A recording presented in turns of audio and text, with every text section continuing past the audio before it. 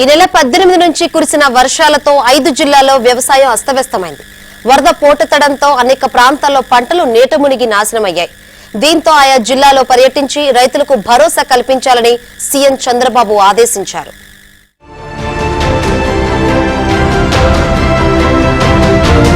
దాదాపు వారం రోజులు అసెంబ్లీ సమావేశాల్లో బిజీగా గడిపిన ఏపీ మంత్రులు ప్రజాబాట పట్టారు.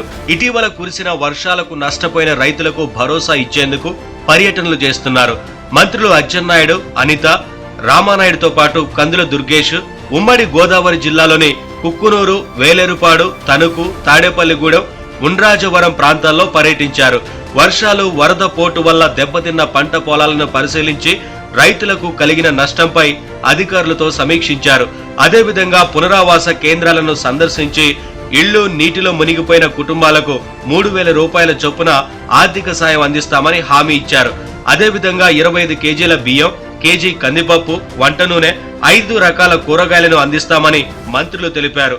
వరదలు తగ్గి సాధారణ పరిస్థితులు ఏర్పడే వరకు పునరావాస కేంద్రాల్లో ఉండొచ్చని సూచించారు.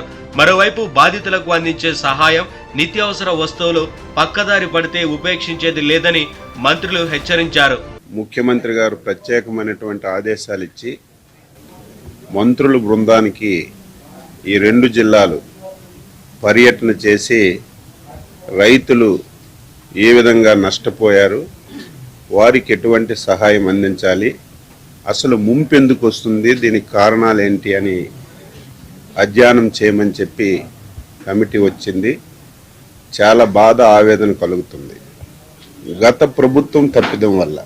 ఎందుకు ఈ మాట అంటున్నానంటే, అటు వెస్ట్ గోదావరి, ఈస్ట్ గోదావరిలో 20 నియోజకవర్గాలు దాదాపుగా 6 సంవత్సరాల నుంచి ప్రతి సంవత్సరం కూడా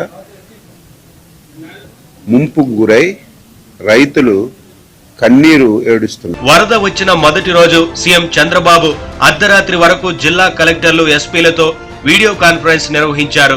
తగిన సమయంలో స్పందించి ముంపు బాధితులను ఆదుకోవాలని వారికి ఆదేశాలిచ్చారు. ఆ కారణం చేతనే ముందస్తు చర్యలతో వీలైనంత మేర ఆస్తి, ప్రాణ నష్టాన్ని తగ్గించగలిగామని మంత్రులు చెప్పారు. రాష్ట్ర ఖజానాలో చిల్లిగవ్వ లేకుండా గత ప్రభుత్వం అప్పగించిన వరద బాధితులను ఆదుకోవడంలో తమ ప్రభుత్వం ఎలాంటి నిర్లక్ష్యం వహించదని మంత్రులు ఈ పర్యటనలో స్పష్టం చేశారు. ముంపు గ్రామాలు ఏవైతే ఉన్నాయో ఇంకా వాళ్ళ గడప నీరు తొక్కకుండానే వాళ్ళకి సాయం కూడా గతంలో ఎప్పుడూ లేనిటువంటి విధంగా ముందస్తుగానే 25 కేజీల బియ్యం, కేజీ కందిపప్పు, కేజీ ఆయిల్ ప్యాకెట్, కేజీ ఉల్లిపాయలు, కేజీ ఆలుగడ్డ ఇవన్నీ కూడా వాళ్ళకి అందజేయడం జరుగుతూ ఉంది. 24 అవర్స్ కూడా పెట్రోలింగ్ చేసుకుని పడవ కూడా మించి పరిమితికి మించి ఎక్కకుండా ఇటువంటి చర్యలన్నీ కూడా తీసుకోమని చెప్పడం జరిగింది. ఇదిలా ఉంటే ఈ ఖరీఫ్ సీజన్ లో పంట బీమా ప్రీమియంను పూర్తిగా తామే చెల్లించాలని ప్రభుత్వం నిర్ణయం తీసుకుంది. అదేవిధంగా నారుమల్లు, దెబ్బతిన్న పంటలకు విత్తనాలను అందించే కార్యక్రమాన్ని కూడా చేపట్టాలని ప్రణాళికలు వేస్తోంది. ఈ మేరకు ముప్పు ప్రాంతాల్లో పర్యటిస్తున్న మంత్రుల బృందం రైతులకు భరోసా కల్పిస్తోంది. వర్షాలతో నష్టపోయిన తమను పలకరించేందుకు మంత్రులు రావడం సంతోషంగా ఉందంటున్నారు. వీలున్నంత త్వరగా తమను ఆదుకోవాలని విజ్ఞప్తి చేస్తున్నారు.